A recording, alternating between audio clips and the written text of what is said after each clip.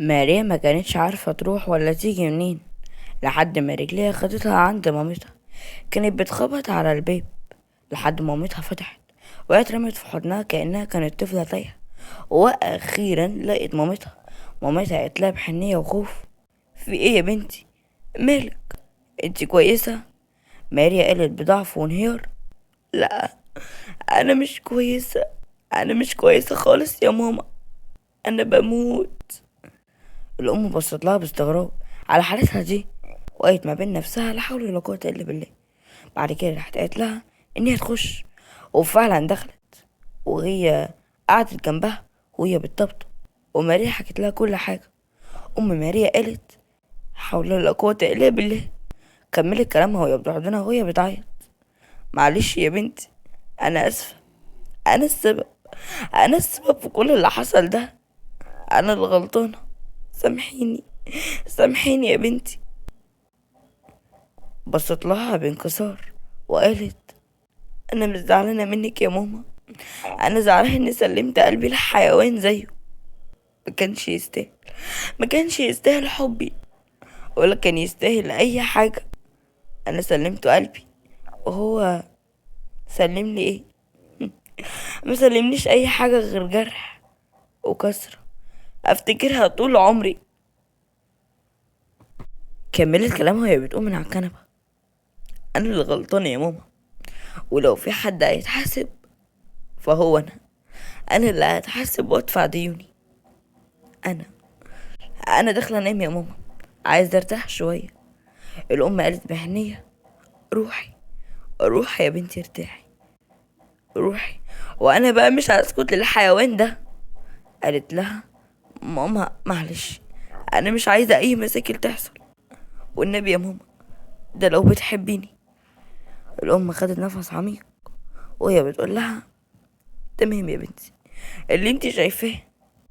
عند فهد وأسيل كان ماسكها من شعرها ومش مهتم بصراخها وهي بتعيط زي الأطفال، لكن هو كان ماسكها بشعرها بكل قسوة، ولا هم صراخها ولا عياطها الشديد. أسي قالت بخوف: ابعد عني، ابعد عني، انت اصلا مالكش ضرب عليا. لا والله، وبالنسبة لأبوكي ابعد عني بعد إذنك. كانت بتحاول إنها تبعده وهي بتقوله: ابعد عني بقى، انت مالكش ضرب عليا، وبابا ما تجيبش سيرتك على لسانه. سابته ومشيت وهي بتحاول انها تبعد عنه، واخيرا بعد فترة من الوقت عرفت انها تبعد عنه، ودخلت على اوضتها وجهزت كل حاجة. للأسف لو كان في أمل إن هي تحبه، فالأمل ده اتبخر. جهزت شنطتها عشان تسيبه وتمشي. بصت له، لقيت في عينيه التحدي. قالت له: أنا ماشية، ماشية ومش راجعة تاني. بص لها وقال لها: امشي، هترجعي لي تاني. بصت له بعصبية وسابته ومشيت.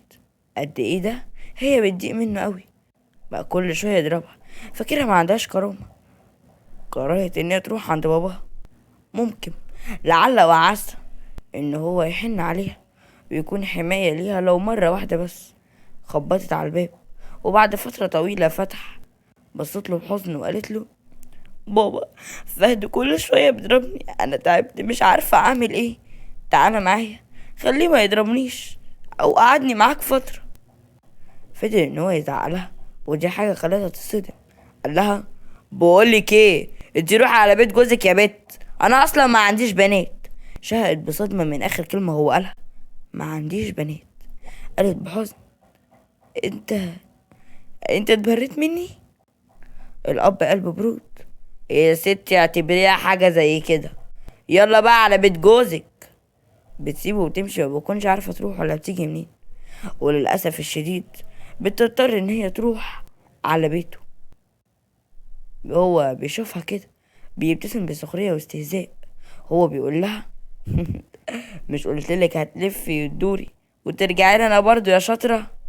حاولت ان هي تبقى هادية وطلعت على اوضتها، واول ما طلعت فردت جسمها على السرير وفضلت ان هي تعيط، وهي بتتخيل الاحداث النهارده واللي حصل معاها من اول الصبح لحد بالليل.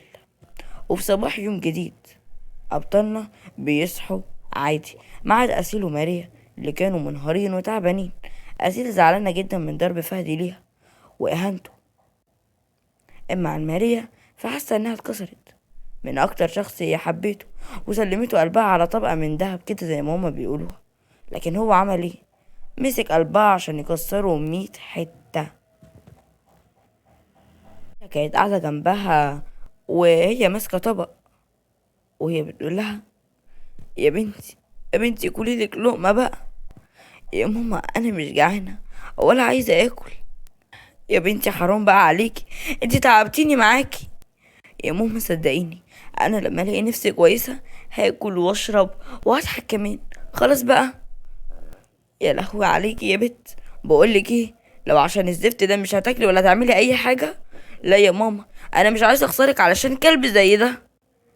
ابتسمت هي ابتسامة جميلة برغم اللي جواها، وهي فرحانة بسبب ان مامتها على طول جنبها، وبتعوضها عن حنان الاب وحنان الاخ، عن باباها واخوها الله يرحمه.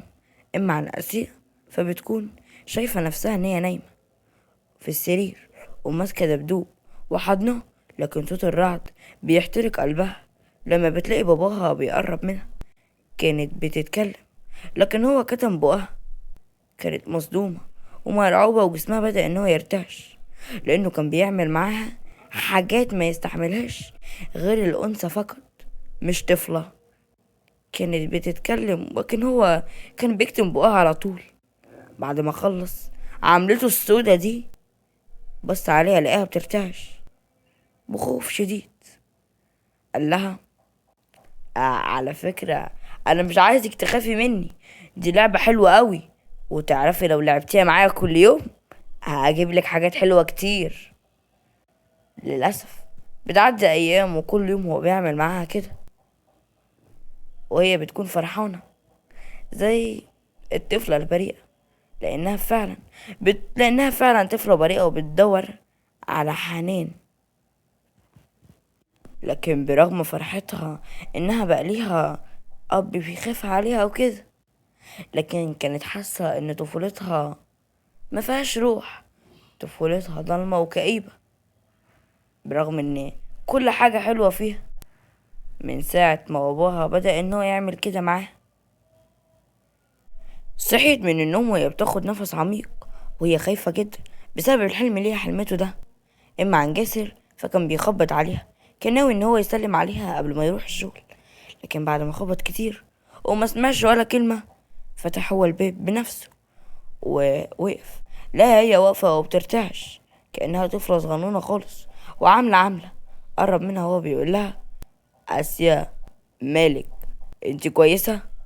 آسيا قالت: انا حلمت بان بابا بيقرب مني، انا مش عارفة بس ايه اللي فكرني بده، انا كنت اتخطيت الموضوع.